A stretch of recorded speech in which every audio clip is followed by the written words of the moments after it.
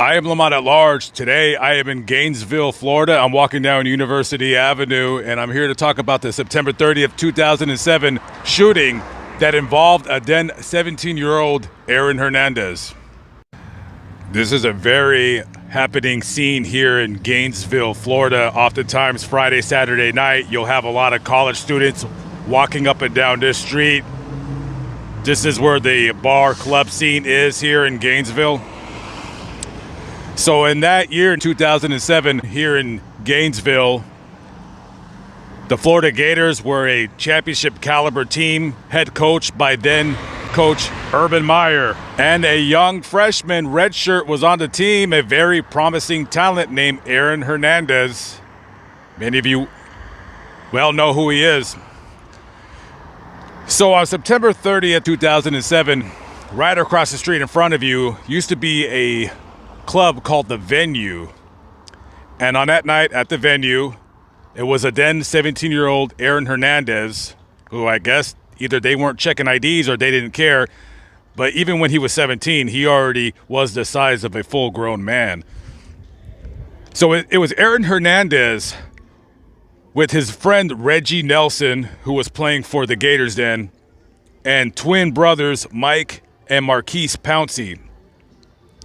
So they're at this club, and in comes one man, Randall Kaysen. And Reggie Nelson looks at Aaron and says, "Hey, there goes Randall." So Randall's brother was responsible for snatching the chain of one of the Pouncey brothers the previous weekend. So they go up to Randall, some words are exchanged, they take it outside. Now, no fists are thrown so far. They're just kind of standing right across the street, arguing with each other. Afterwards, everyone's smiling. Everything is all good. And everybody goes their separate ways. Aaron Hernandez was an absolute beast of a football player. Already at the age of 17, he was 6'4" and weighed 225 pounds, but had the speed of a wide receiver. He was a very heavily sought after football recruit for the Gators. And also, he was known on campus as the man not to mess with. Earlier that year, he got into a fight at a bar called The Swamp. He had ordered 2 drinks, and when the tab came up, he refused to pay for them. Bouncer tried to put the moves on him. Aaron turned around and socked him right in the side of the head, rupturing his eardrum. However, no charges were ever pressed. So by the time everything's broken up, Randall Kaysen meets up with his friends Justin Glass and Corey Smith. They all hop into a 1997 white Crown Victoria and proceed to head to wherever they're heading to. Yet as they're driving, little do they know that they were being followed by another vehicle, because apparently somebody back at the club just was not going to let it go. So as the Crown Victoria with Randall, Corey, and Justin is cruising down West University right here, they get to this red light here on 12th Street. And as they stop at the light, a black Tahoe stops behind them, and 2 occupants of that vehicle get out. Now, this is where the story, honestly, it gets a little dicey. If you want to read the first interview that Randall Kaysen did with detectives after the shooting, because he didn't get shot, he said a black Tahoe stopped in back of them. 2 people jumped out. One of them was a black male. He came to the driver's side and, quote, a large Hispanic or Hawaiian man with a lot of tattoos came to the passenger side, pulled out a gun, and started firing. After the shooting, paramedics and police arrive to see 2 gunshot wound victims.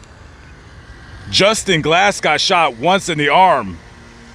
Corey Smith, he was shot once in the back of the head. They rushed him to the hospital. He almost died.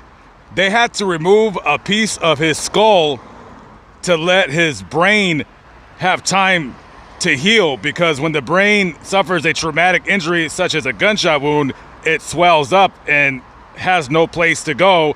So eventually it'll cause some kind of internal cranium pressure, and that'll kill you.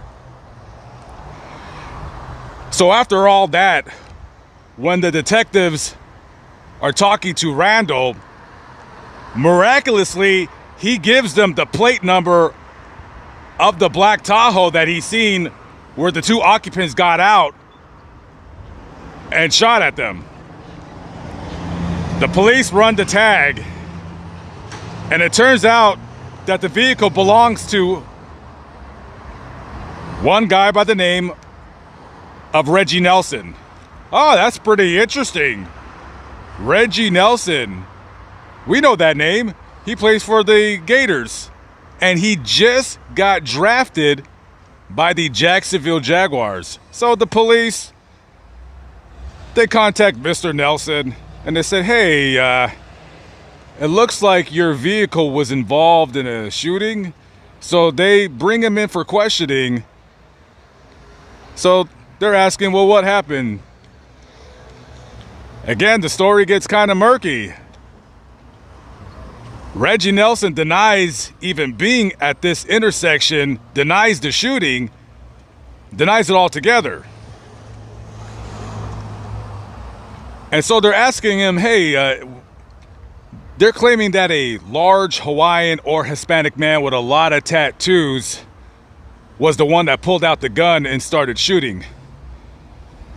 So they dig a little, and of course, they go to the club and start asking around, hey, has anybody seen this guy matches this description? Yeah, that's Aaron Hernandez.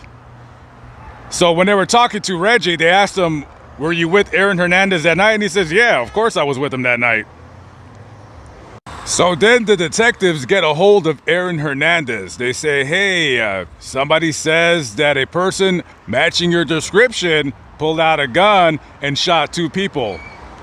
Immediately, he invokes his right to speak with counsel, pleads the fifth. He's not talking. That's fine. You don't have to talk. We're going to go talk to Randall Kaysen, and he's going to point the finger right at you. However, that's not the case.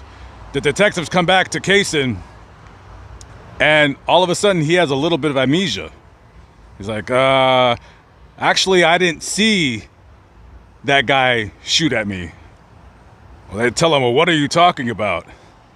He says, well, I just thought that it was Aaron Hernandez because we just got into a verbal altercation with them 5 minutes ago at the club down the street. Everyone stays quiet, buttons up their lips. Nobody's talking. There's no proof of the shooting. There's no gun. That's it. They interviewed some of the witnesses that were standing out here, and a couple of the witnesses claimed that the shooter wasn't a large Hispanic or Hawaiian man with a lot of tattoos. It was a black guy with cornrows and a green t-shirt. Everyone says red, the other one says green, that one says yellow, and then across the street they say blue. This case is going nowhere at all, and finally they shut the case down.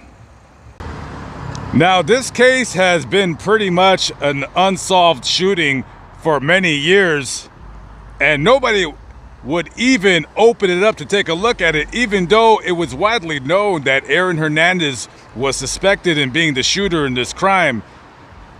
Detectives only recently opened it when, after May 15th of 2014, Aaron Hernandez was arrested and charged with the murder of his friend Odin Lloyd, and later on he was also tried but acquitted of a double murder of two individuals that he had gotten into a beef with at the club out in Connecticut. I will be doing a vlog on that video sometime in the near future when I head out east. At the end of the day, even though Aaron Hernandez is no longer here on this earth, he still remains the prime suspect in this shooting. However, simply for a lack of evidence, charges were never pressed against him. Anyways, thank you for watching my video. I will catch up with you on the next vlog. Have a good one. Peace out.